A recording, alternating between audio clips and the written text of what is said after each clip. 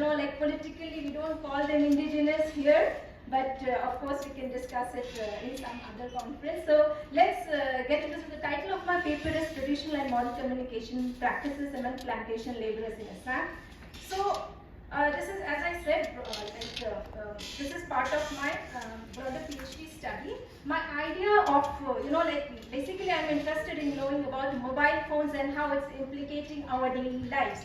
And when I chose this topic, I was asked my supervisor as well as my doctoral committee to choose, a community where, for most of us who we are in an urban setting, so it's a different context. So I was asked to do something coming from data and social sciences. I was asked to do some, choose a particular community. So in my head, it was like, I think the most isolated community till date remains the plantation laborers. And why, when we say Assam tea plantation, and first of all, let me tell you one thing, like when I'm talking about Assam plantation laborers, it was so difficult for me to get access to do my study. It took me 1.5 years to get the access to do my ethnographic study. So, and I entered the plantation through one of the community radio that is based in Tripura. So, when we talk about plantation, especially when we got labor lines, so I have dealt, when I say plantation, here I'm talking about the labor lines.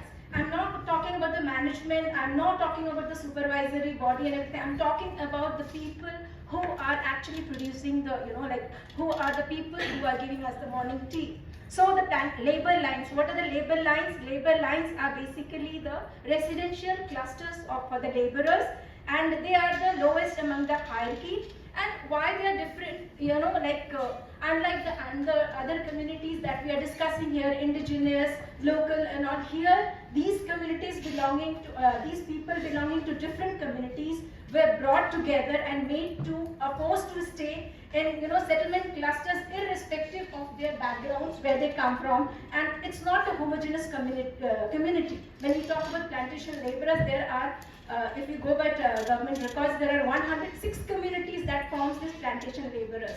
Okay, so here they were like, irrespective of their background, they were made to stay in the labor lines, and over the years, because they were also barred from communicating outside their labor lines. So what happened? They developed a culture of their own, a language of their own, and after their family, the labor lines continues to have a very important role in their everyday life.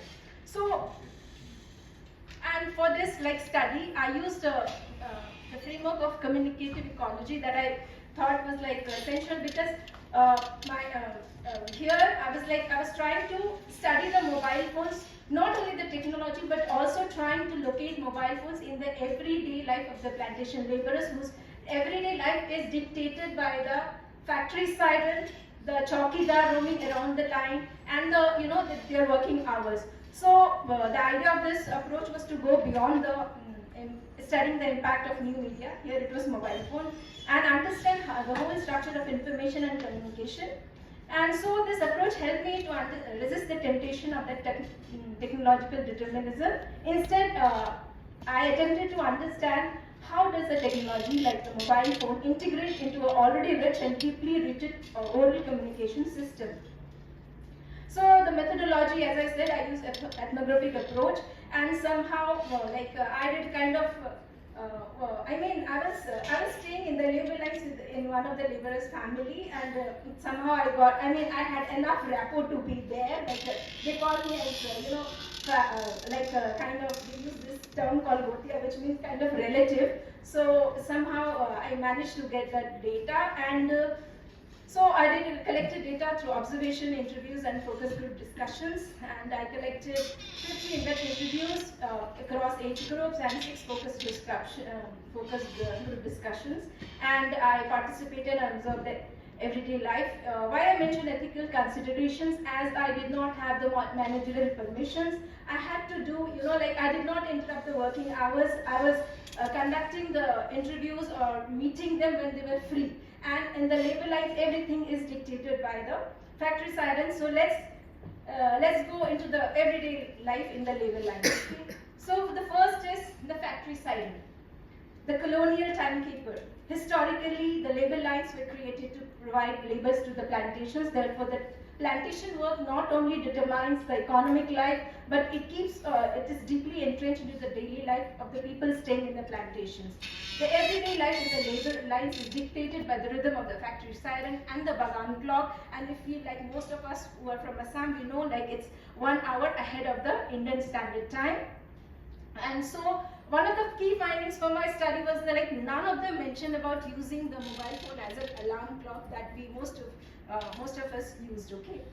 And the second first thing was like the line chowkidar. So there are many chowkidars like the factory chowkidar, the hospital chowkidar. The line chowkidar here is the labor line chowkidar. So who is the contact between the people staying in the labor lines and the management. And despite the availability of phone, it was like they could not breach the hierarchy, and it was only the chowkidar who was using the mobile phone to reach out to the authority in case of any confrontations.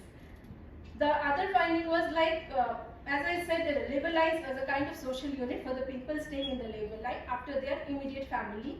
So, like still people preferred my field work was in 1890 for around 8 to 10 months. So still I found that there were direct visits. People used to call out each other irrespective, instead of making calls or sending children and messengers. And these practices are somehow I find socially meaningful and culturally preferred modes of interactions. So what are the mobile phones used for? So the mobile phones were used primarily for medical emergencies. As we know, working in the plantation is very risky. Like there are snake bites or labor can faint in so that kind of emergency. So the ambulance has to be called and all that. And of course, like the young people were found to be the most active users of the mobile phone, for those especially who were going outside the plantation for study and work purposes. And the other emergency that they mentioned was, like for death funerals, where people need to immediately contact the relatives. And why the phone was not used for interpersonal coordination and daily household communication and community level interaction. Why? Because the mobile phones have, these people have been staying there for generations after generations. Most of the people know each other, they know each other's movement. So like even when I was doing my field work, there was the household that I was studying, staying. So the young men, they went on a bike rally for the panchayat elections. They were given free petrol. So all the young men were participating in that. So he met with a serious accident, and somebody came to the house and they said, he has met with an accident. They were like, there were a group of people, but none of them thought of making a call. And for me, the immediate response was like, can we make a call?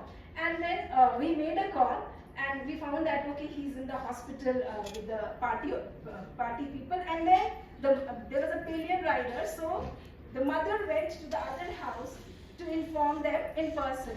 So and then there were many other incidents. And of course, there was gender and generation realities. As unlike many other setups, here we find in tea gardens, women they earn almost equal and sometimes more than their male counterparts in terms of when there's a peak productive season. And then, however, the ownership was found skewed towards men. The women often rely on shared or borrowed phones. The youth embrace the phones for work or education, but elders were mostly found to rely on oral communication. So this layered access exposes an urgent need for gender-sensitive and youth-oriented digital inclusion policies. So why the oral culture persists so strongly? One of the things, as I mentioned, is spatial intimacy. Each line is an entity, it's in its own. It has a ground, it has, there is a screening of film, there's a playground, and in some cases they have a labor club. And also there is a cultural embeddedness, like storytelling, songs, rituals, and conversations which are central to their identity. And also it carries some social trust. The study showed that the oral culture in the labor lines are not fading, rather it is adapting and surviving and asserting itself in meaningful ways. So what are the implications for this study? Is like the plantation context reveal a multi-dimensional digital divide. First of all is unreliable network and electricity, economic barriers to recharging, and also there were barriers to charging because where there was no electricity available, they were, they used to pay 5 to 10 rupees to just to charge their mobile phones. And also there was persistent gender inequalities, and it's like hierarchical institutional structures and limited digital literacy. And for the Viksit Bharat vision to be meaningful in such settings, we must recognize that a digital inclusion cannot succeed without cultural inclusion. And this is the last slide.